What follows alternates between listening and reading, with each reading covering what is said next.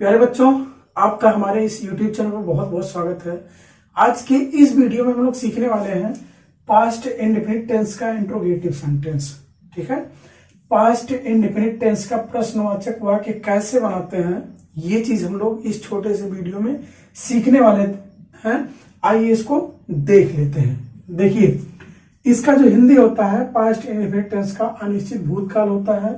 ठीक है, अब कोई भी टेंस पढ़ना होता है, चाहे अफर्मेटिव या निगेटिव या इंट्रोगेटिव कोई भी पढ़ना है, तो सबसे पहला काम हमारा क्या होगा? पहचान। ठीक है, जब तक आप सेंटेंस को पहचान नहीं पाओगे तब तक ट्रांसलेशन नहीं कर पाओगे कभी भी। ठीक है, तो इसका जो पहचान होता है, हिंदी वाक्य के अंत में क्या होता है? ता के साथ था और ता के साथ फिर था आएगा। मात्रा चेंज हो सकता है, यहाँ पर बड़ा मात्रा, यहाँ पर एक मात्रा, यहाँ पर बड़ी मात्रा, और उसके बाद बड़ा आ भी आ सकता है, बड़ा आ का मात्रा, उसके बाद बड़ी ई का मात्रा। ठीक है, ये सब इसका पहचान है। ठीक है, अब आइए इसको सीखते हैं आगे। इसका जो नियम होता है इंट्रोगेटिव सेंटेंस का, यानी कि प्रश्नवाचक वाक्य का जो नियम होता है, सभी कर्ता के साथ देखिए डिड आता है, वो भी शुरू में। ठीक है, उसके बाद सब्जेक्ट आता है, उसके बाद मेन वर्ब का फर्स्ट फॉर्म आता है। ठीक है, अब इसका जो फॉर्मूला बनता है वो दो बनता है।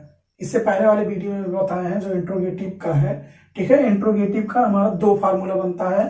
जो पहला फार्मूला है वो है क्या से शुरू होने पर। ठीक है, क्या से शुरू होने पर। जब हमारा हिंदी वाक्य क्या से शुरू होगा, ठीक है, तो उसके लिए जो फार्मूला बनेगा वो ये है, did plus subject plus main verb का फर्स्ट फॉर्म प्लस ऑब्जेक्ट और प्लस क्वेश्चन मार्क।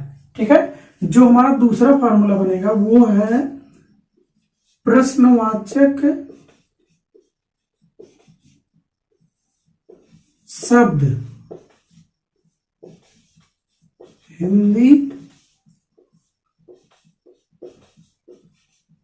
वाक्य के मध्य में आने पर।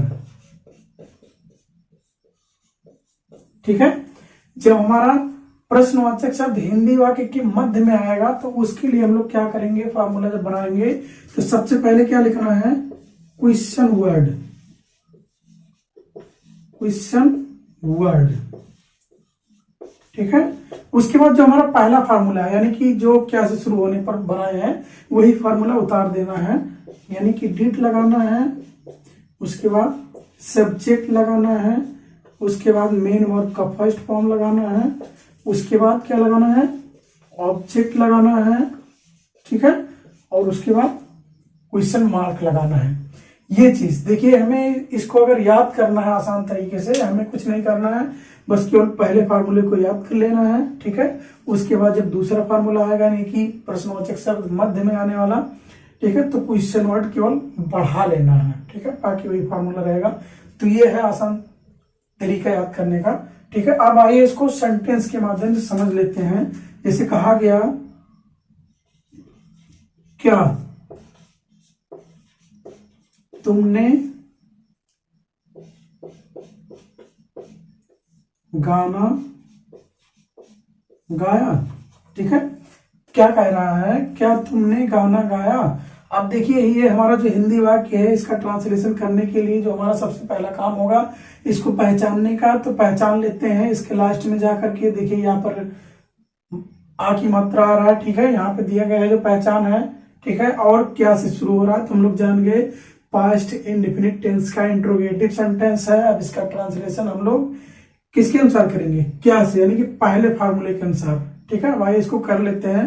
देखिए, हमें सब्जेक्ट से कोई लेना देना नहीं है, डिड सबके साथ में आएगा तो डिड पहले लगा लेते हैं। ठीक है, डिड उसके बाद सब्जेक्ट लिखना है ना, तो सब्जेक्ट हमारा क्या है? तुमने, यानी कि यू, चाहे तुम कहो या तुमने कहो।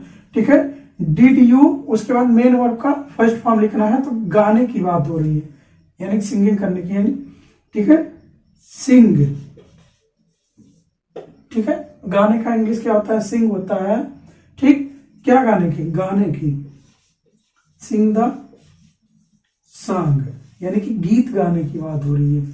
ठीक है, ऐसे इसका ट्रांसलेशन बनाया जाता है। आइए एक सेंटेंस और इसका देख लेते हैं जो दूसरे फार्मूले पर है। ठीक है, जैसे कहा गया,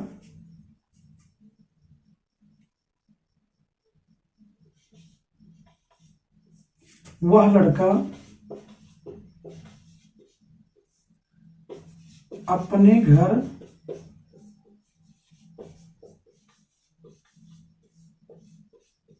कब गया। देखिए, अब ये जो हमारा हिंदी वाक्य है, इसका ट्रांसलेशन करने के लिए सबसे पहला काम पहचान। ठीक है, पहचानने की लास्ट गए तो क्या आ रहा है? यहाँ पर आ की मात्रा। ठीक है, तो हम लोग जानेंगे कि पास्ट इंडेफिनिट टेंस का है, और यहाँ पे देखिए क्वेश्चन वर्ड भी आ रहा है, वो भी मध्य में आ रहा है। ठीक, हमने आप लोगों को पहले ही बता दिया कि जब प्रश्नवाचक शब्द हिंदी वाक्य के मध्य में आएगा तो उसकी अंग्रेजी सबसे पहले लिखेंगे। ठीक है, यानी कि देखिए ये दूसरा फार्मूला हमारा लगेगा, यानी कि क्वेश्चन वर्ड को बाहर कर देना है, उसके बाद डिल लगाना है, फिर सब्जेक्ट, फिर मेन वर्ब का फर्स्ट फॉर्म, फिर ऑब्जेक्ट, फिर क्वेश्चन मार्क। तो आइए इसको बना लेते हैं इसी फार्मूले के अनुसार। सबसे पहले क्वेश्चन वर्ड लिखते हैं, तो क्वेश्चन वर्ड हमारा क्या है? कब है। ठीक है, तो उसकी अंग्रेजी लिखेंगे तो क्या हो जाएगा? व्हेन। ठीक है, अब उसके बाद क्या लगाना है? डिड लगाना है।